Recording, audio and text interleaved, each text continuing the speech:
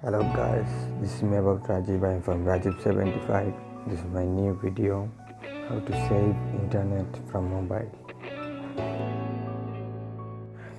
এই ভিডিও থেকে আপনারা শিখতে পারবেন যে কিভাবে অনেক সহজেই আপনারা মোবাইল ডাটা সেভিং করতে পারবেন। সুতরাং দেখা যাক কীভাবে কাজটি করতে হয়।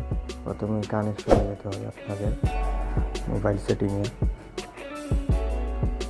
গিয়ে কানেকশনে ক্লিক করে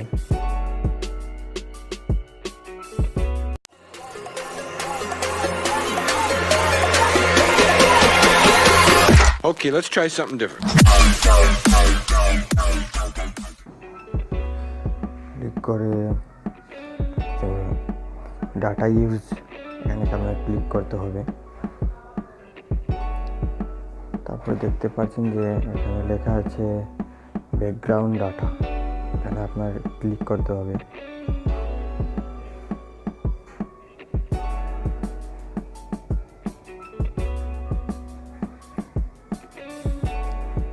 ক্লিক করার পর দেখতে পাচ্ছেন যে